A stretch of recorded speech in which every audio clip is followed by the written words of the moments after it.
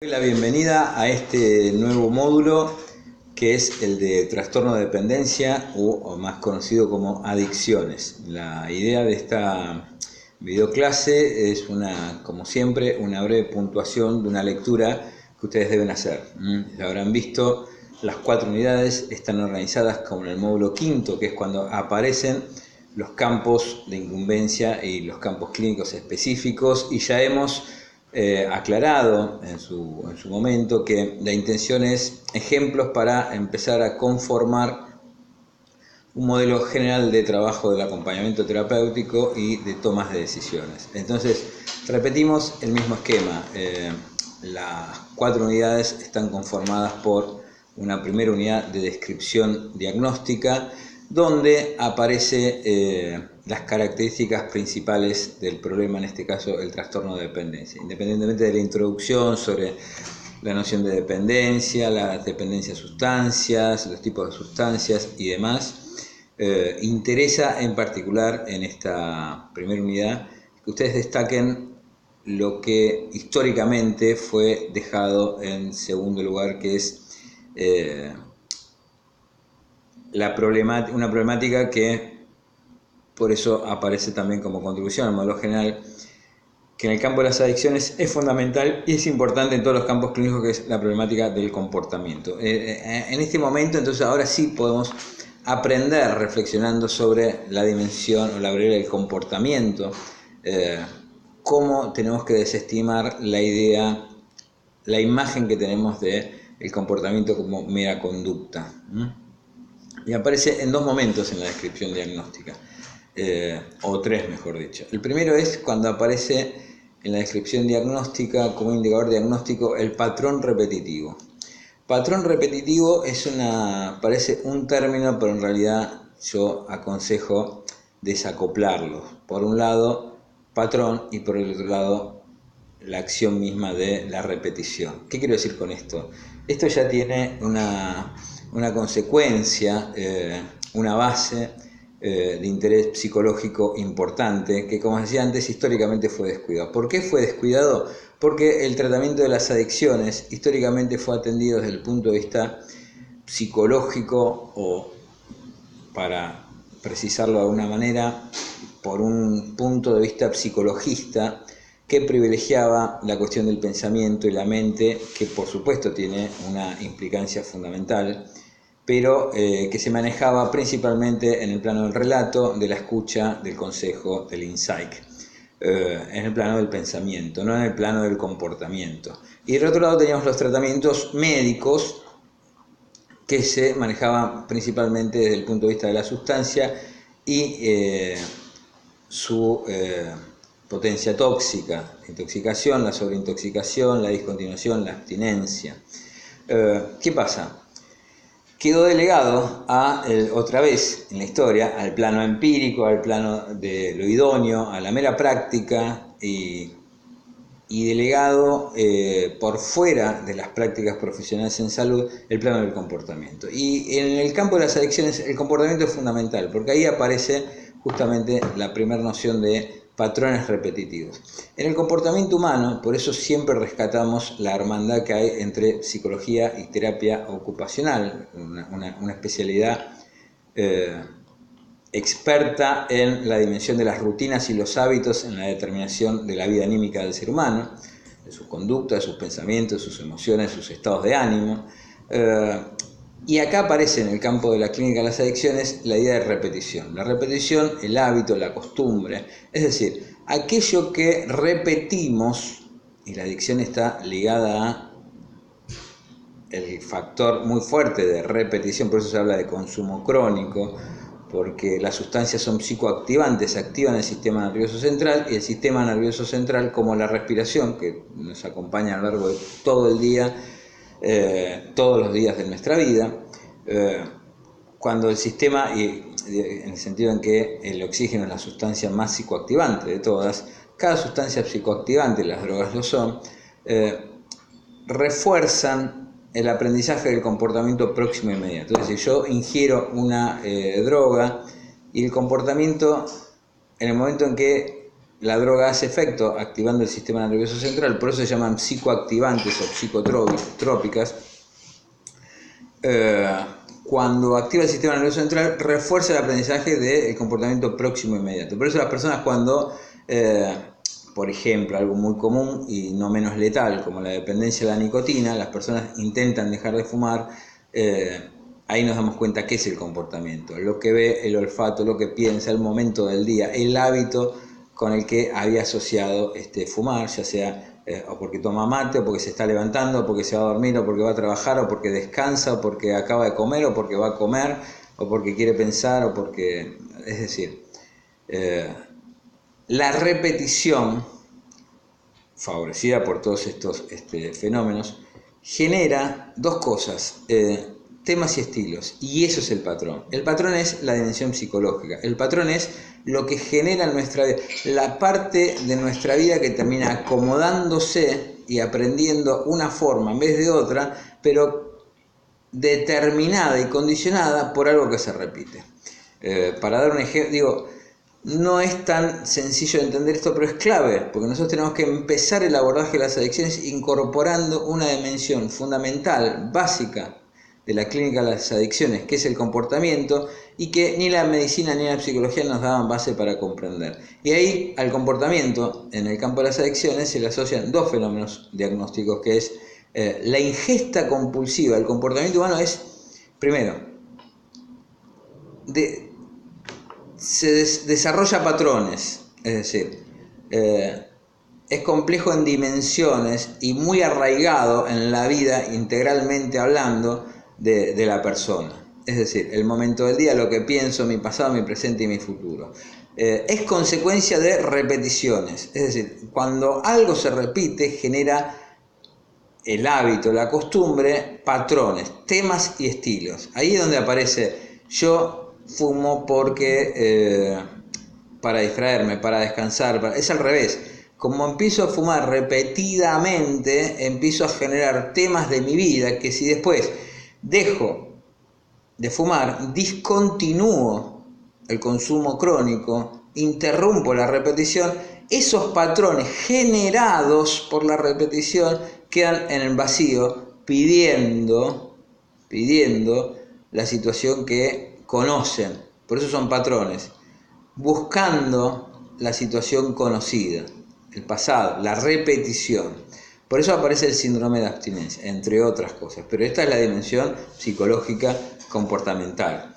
Es decir, genero patrones y en esos patrones se enlaza la naturaleza del comportamiento. La descripción diagnóstica habla de dos elementos. La necesidad de consumir, que nos tomamos el trabajo de no traducir del inglés y mantenerlo como craving, o sea, deseo compulsivo. Aparece la necesidad frente a la falta del consumo, frente a la falta de la sustancia, la necesidad del deseo compulsivo, que puede ser temprano o tardío en un síndrome de abstinencia, tanto como eso sería un carácter comportamental que viene del patrón. O sea, es como cuando una persona quiere hacer dieta, no come durante una cantidad inadecuada de horas y después tiene un atracón. Porque comer no es una conducta en términos reduccionistas, sino es un patrón de vida, un patrón social, un patrón cognitivo, emocional, vincular, comunicacional, todo eso es la conducta. Y todo eso es lo que se va transformando, produciéndose con temas y estilos propios, dependientes del consumo, que es lo que se repite. Por eso ahí tenemos que empezar a entender la dependencia, porque si no, solamente vamos a poder trabajar en el consumo y la solución del problema es la solución de la dependencia. Entonces trabajamos en el campo donde el problema está. Cómo modificar patrones complejos de múltiples dimensiones, patrones de vida que han sido creados por una repetición, un consumo crónico. Y cómo lidiar, el segundo factor comportamental es cómo lidiar con la naturaleza compulsiva e impulsiva del comportamiento humano. La naturaleza humana del comportamiento es la impulsividad. Lo demuestra el supermercado. La mayoría de nosotros, si vamos alguna vez al supermercado, vamos con una lista de por lo menos 3 o 4 cosas que justifiquen que vayamos hasta un supermercado, y o el changuito o el carrito no anda con la fluidez que corresponde, o esperamos un poco más en la línea de caja y hay góndolas y hay ofertas, y siempre cuando volvemos a casa alguna de las cosas que racionalmente queríamos comprar ha sido olvidada, y siempre que volvemos a casa alguna cosa que no estaba en nuestros planes está dentro de nuestras compras. Quiere decir, el mercado, el marketing, la venta funciona de esta manera. Cuanto más tiempo librado le des al comportamiento humano, más responde por impulso, por impulsividad. Entonces, este es un problema de manejar el campo de las adicciones meramente en el plano médico, toxicológico, o en el plano mental, intelectual, o del consejo, la escucha o el relato de lo que yo llamo un psicologismo. Por eso no es posible concebir tratamientos de la dependencia sin acompañamiento terapéutico. ¿Por qué? Porque no se puede intervenir sobre patrones de comportamiento tan instalados y en un tiempo razonablemente corto de tiempo, valga la redundancia, creados por la repetición, sin un dispositivo con un encuadre como el del acompañamiento terapéutico. Un patrón, un hábito no se puede cambiar con sesiones semanales ni se puede cambiar con medicación. Se trabaja con lo que nosotros llamamos las competencias básicas: entrenamiento en control de impulsos, entrenamiento en difusión cognitiva o mental o reestructuración cognitiva, habilidades sociales, habilidades de comunicación, trabajo sobre el modelo de resolución de conflictos, las estrategias para toma de decisiones. Es decir, una de las claves de mejorar la bastante fracasada hasta hoy estadísticas de recuperaciones en el campo de las adicciones es empezar a trabajar en el plano del comportamiento y no con meros regímenes de dispositivos duros, rígidos, que están en el límite de la vulneración de derechos y el respeto por la dignidad de la persona residente, ingresada o internada, por ejemplo, en la comunidad terapéutica. No, sino en el trabajo de modificación y transformación de esos patrones. Por eso la idea del patrón repetido. La repetición conforma un patrón. Y eso necesita un plan. La repetición, es más fácil generar un patrón por vía de la repetición que un plan que lo cambie cuando queremos discontinuarlo porque es perjudicial. A ver, para dar un ejemplo de lo que quiero decir con patrón. Si ustedes van al trabajo o a su lugar de estudio con una frecuencia habitual y rutinaria, como el trabajo, ustedes después de ir un mes a trabajar, ya el patrón que se generó del viaje al trabajo no es el mismo que un mes antes. Es decir, si ustedes después de unos meses cambian de trabajo, ya queda algo, ¿no? Esa inercia al cambio, ya hay posibilidades de que en algunos elementos se haya generado cierta dependencia, es decir, cierto quedarse en el patrón, en el pasado. Por eso la psicoterapia cognitiva habla de procesos de cambio y procesos de mantenimiento. Los patrones son procesos de mantenimiento, es decir, es lo que nos lleva a hacer lo que estábamos haciendo, lo que venimos haciendo. Y esa es la roca resistente que un tratamiento necesita cambiar con un plan estratégico. Para eso las diferentes técnicas de nuestras competencias, y no el mero consejo o el apelar a la fuerza de voluntad. El comportamiento arrasa a la voluntad, cuando está muy sobreaprendido arrasa influye y condiciona la voluntad más comprometida o el intento más honesto de mantenerse en abstinencia. Por supuesto hay casos que se logran sin nuestros dispositivos. Por supuesto, la clínica son el diseño de dispositivos para quienes sin el tratamiento no van a poder lograrlo. Entonces eso nos evita esa discusión. La segunda unidad, en la primera me gustaría que resalten esta dimensión del comportamiento. Y en la segunda, que lean muy detenidamente lo que debe entenderse como programa de tratamiento en el campo de las adicciones. Es decir, ya dejar de discutir en términos de dispositivos o medicación sí, medicación no, sino pensar, están casi todas las grandes fórmulas de las ecuaciones que necesita un tratamiento, la mejor relación entre lo que el paciente necesita y lo que el paciente prefiere, la mayor flexibilidad al inicio en el diseño de un tratamiento para pronosticar el máximo de probabilidad, la máxima probabilidad de cumplimiento posterior. No vamos a llegar nunca lejos si nosotros no tenemos un solo dispositivo para ofrecer, o pocos o pobres en cantidad y en calidad dispositivos para ofrecer, y después todo el esfuerzo está en hacer que el paciente lo cumpla cuando no es el dispositivo que prefiere. El arte de ofrecer un tratamiento es primero comprender, para eso quiero que lean muy detenidamente la unidad 2, que se trata siempre de múltiples disciplinas, múltiples estrategias y dispositivos para diferentes momentos y para diferentes necesidades de la persona. Por eso ahí se ve la ecuación entre la menor restricción posible, el máximo de seguridad para el paciente y el máximo de eficacia clínica para el paciente, congeniando con el mínimo de restricción. Entonces ya se ve que tampoco el debate es internación sí, internación no, tratamiento ambulatorio sí, tratamiento ambulatorio no.